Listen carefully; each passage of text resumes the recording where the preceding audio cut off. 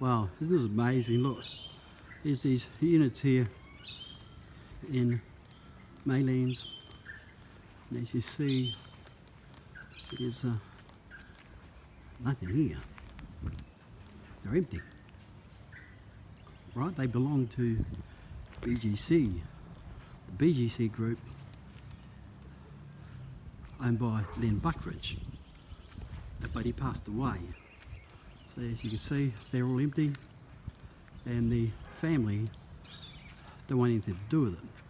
So as you can see, the car parks are empty.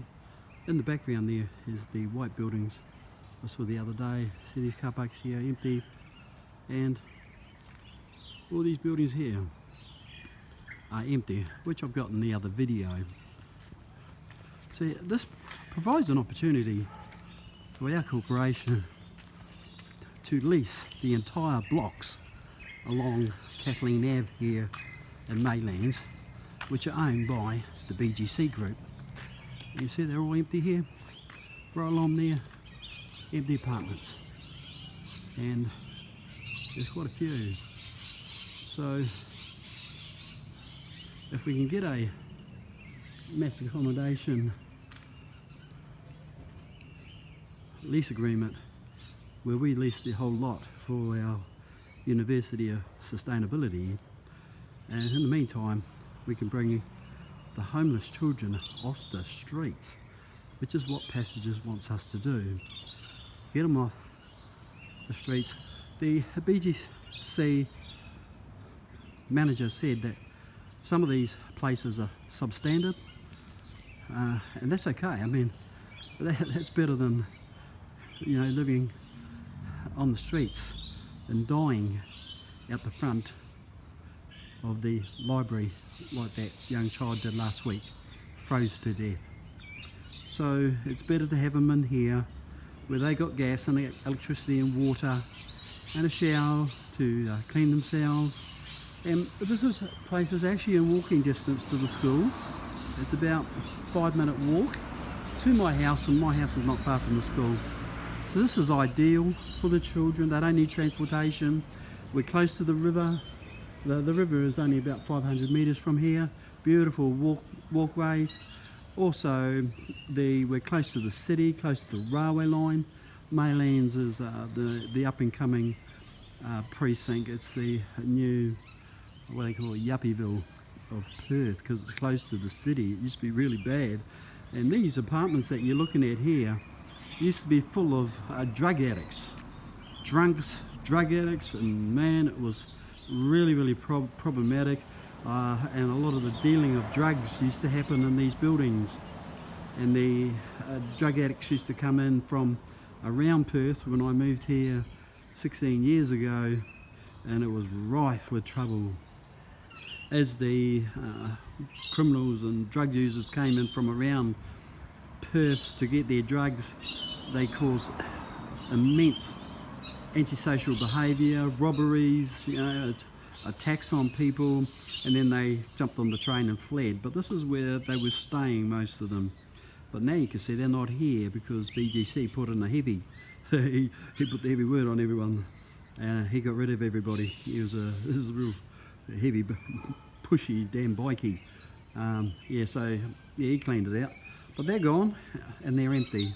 So we have an opportunity to do a lease agreement, a mass lease agreement under my corporation, and as part of our accommodation for our students coming in from overseas for our University of Sustainability that we're building, and then we move them on through into the frontier and emerging markets. But what you do is you see a lot of these apartments need refurbishing, and I told them what our requirements were, but when they found out we were bringing in 50 odd families, Maori families from New Zealand, we had all the tradespeople among them, they asked me if we'd be prepared to refurbish them and get free rent in exchange.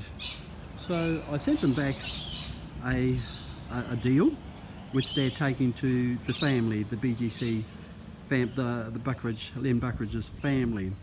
And they're breaking up the company. It's a building construction company. They're breaking it up. Don't want anything to do with it. That's why all these places are empty, they don't give a damn, they're all freehold.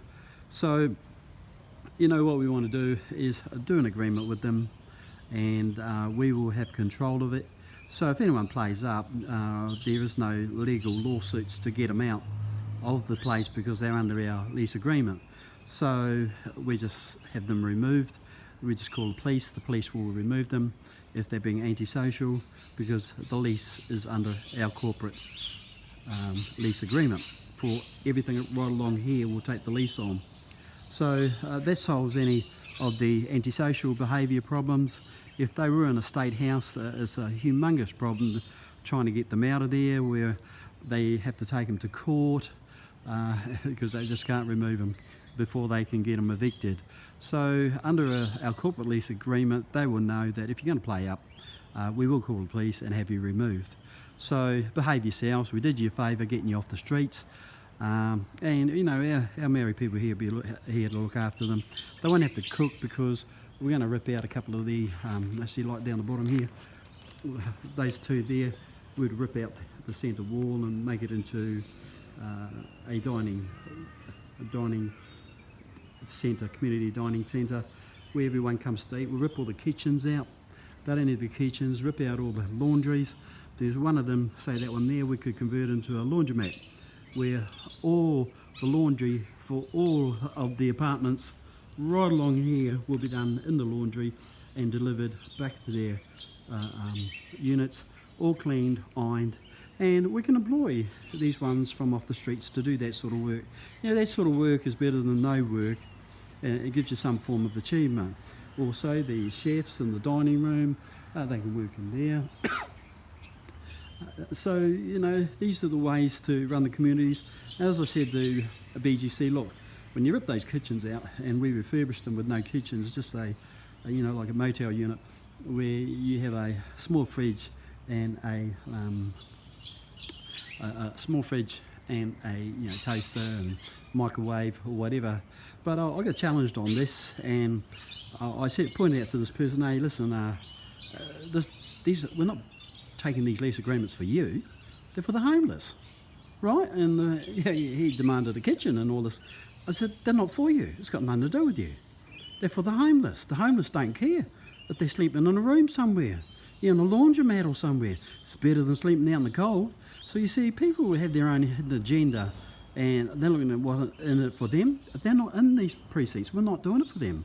And besides the fact, there'll be for university accommodation for our people to come in and stay them. Now, taking the big lease agreement, a lot of these places need refurbishment, so we can be refurbishing them, putting people into them from off the streets.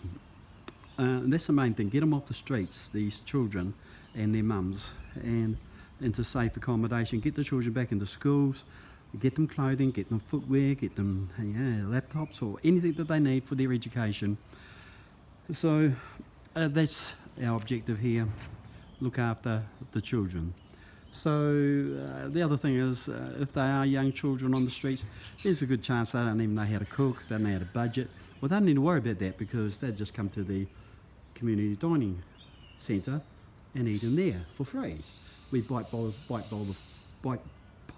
buy the food from City Farm, which will be all organic produce we get on the Saturday mornings.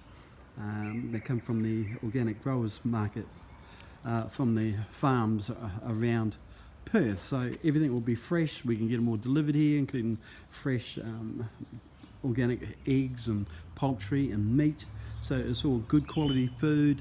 And we can do contracts with the growers, because I know them, because I volunteered to help out there for a whole year, help out at City Farm Growers Market. I set it up and disassembled everything when we finished. So, you know, there are solutions, everybody. We have got the solutions. We can do it. You know, we can pull in the sponsorships.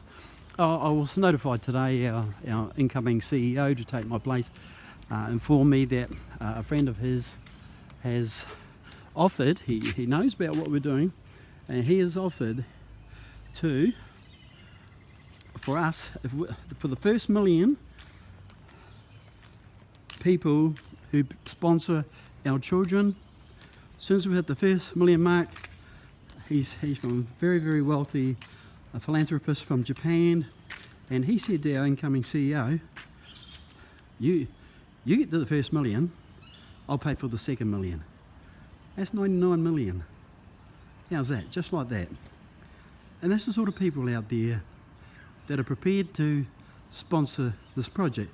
Because as he said, any money that his company makes here in Australia, if they try and take it back to Japan, they're going to get taxed again. So it's much better to minimise tax by helping us out, sponsoring the next million. So, I mean, how good is that, eh? The people out there that feel for our children on the streets, and they'll back us. Now, the interesting thing our incoming CEO said, this particular philanthropist, they went to school together, and he said, I want my talk, and within 20 minutes of you reaching the 1 million mark, I'll transfer that money straight into your account for these children. Now, how wonderful is that? 20 minutes. And my incoming CEO, he said he will too. and this philanthropist said, yeah, he said, you know I will. He said, but even if I didn't, you're still made anyway, you probably wouldn't need me. But he said, I will definitely keep my word. So this is the sort of people that we have backing us. And yet, here in Australia, we haven't been able to get 1 cent from the corporates, including Hancock Prospecting, and also other mining companies, from the big 4 accounting companies, from a couple of the big 4 accounting companies. We couldn't get a cent. They didn't want to know about anything that we're doing. All right, so you know, big corporations that I know, the CEOs and CFOs, they don't want to know about anything to do with children that they can't make money from. And this is the greedy corporate world. We're not inviting the greedy corporate world in on our projects here in Australia, so that's why we're going offshore. Our connections in Bollywood have said, we'll sponsor it. We're in, right? So, you know, this whole story, a prophet gets disowned in his own territory. You go and do good, they don't want to know about you, what you're doing. So you just go offshore and bring in the people that share our vision. And that's exactly what we're doing. It's a wonderful vision that we have, you know, to create a happy future for our children and for our children's children, both Indigenous and non-Indigenous. And as I said, that homeless friend of mine challenged me that I was doing the Skip Live Aid benefit concerts for Africa to help the children in Africa, to stop the children hurting, stop the children crying, stop the spread of HIV AIDS, which we can do with the medications, and stop suicide and self-harm, which we can do by expanding the Ballinu charity or Ballinu Foundation around the world, which I have an agreement with David Cole, the founder of Ballinu. So we're able to do those things, but as I say, she challenged me and said, you know, you're wrong to be looking after the African children without looking after our children here in Perth. And having run the Wolseley charity, I was familiar with the crisis happening on the streets, because I like when I go into the city, I see a homeless person that's hungry. I can see they're hungry, I'll invite them to have a meal. So I'll take them somewhere for a meal, like a Hungry Jack's, only $10, and give them a feed, sit down and ask them, you know, how they ended up there, you know, how they're coping on the streets. And yeah, I get to know them, and I keep my finger on the pulse, which is what is happening here in Perth. because what I specialise in sustainability is social sustainability, which is the key to sustainability. You have social, cultural, ecological and economic. If you can't get the social aspects right, you've got nothing, absolutely nothing. So you won't get the cultural, ecological, economic. So it's important that we get the social side right. You get the social side right by teaching people to give, teaching people to be kind, teaching people to support the underdogs. You know, give someone a feed that you know they're never ever going to be able to repay you. So what? Who cares? Like I say, the pleasure is in the giving. And as I say, every time I see these people that I've sheltered food, they light up. They're excited to see me because they remember the good I did. Right, here's some more units in Kathleen Ave, but they're quite full, and they're owned by another outfit, not by BGC. So here's some more here. Now I don't know who owns these ones, but I suppose we can find out. But you know, there's enough of these apartments in BGC here for us to be able to, you know, get a lot of these children off the streets straight away in this cold, freezing weather we have here in Perth, because it's winter time. So, you know, if you'd like to help our campaign for the children, sponsor a child, $99, and for the $99 we give them the DigiGen Lifeline access to our website, where they can get all the life skills education, also find connections into the local cities that they have, where they are around the world, for the homeless children to find safety. Right, so you know, it's a good thing that we're doing. It gives us joy and pleasure when we help the children to get off the streets. We save their lives if they're suicidal. We get them all the clothing and everything else they need for school. And one of the problems we have here with the poverty in Western Australia, it's not homeless children, this is ordinary families that are really struggling out there. When they start school, the impoverished children actually can't go to school for the first few days because they don't have any uniforms, any shoes, they don't have any books, because they have no money.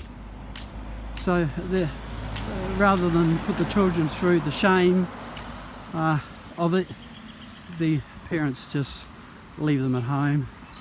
And you know, it's not good when you've got to go to school without the right books and everything else, or inadequate clothing, or without the uniforms.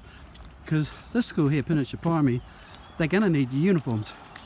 So we'll have to see about doing a special deal with the uniform suppliers to supply the right uniforms for the children, you know, at a reasonable price. Because these, you know, they're overcharging for the books and for the uniforms and things, you know, profiting off the children. And you know, the primary school is the hub of the community, and you know, you have these corporations taking advantage of the children and their parents with these exorbitant prices to start the year off. Right, so this is another block of units. Well, these ones here are all privately owned, and yeah, this is a really nice suburb to live in, Maylands. Wonderful suburb. It's quite peaceful. At night we have young girls walking around. It's 9 o'clock in the evening, and they're safe as houses. No, The safest houses, you wouldn't believe it. So it's a great suburb for our homeless children to live in. They're nice and safe. It's the next Yuppieville, and as you see, there's my street here. Lovely houses in my street, and Kathleen Ave just around the corner, so I can just walk around, check on the children, see how happy they are, ask some questions. They like their school. We also have a special school here, which is non-traditional. I won't mention the name of it. It is a global school. We're going to strike a deal before we mention their name. So, and it's the same with any of the other organisations that we can promote. We won't be mentioning their names, not with 2 billion followers coming to our website to watch our Live Aid, Skip Live Aid benefit concerts. So this is what we're doing. I hope it all makes sense to you, and thank you very much for your time.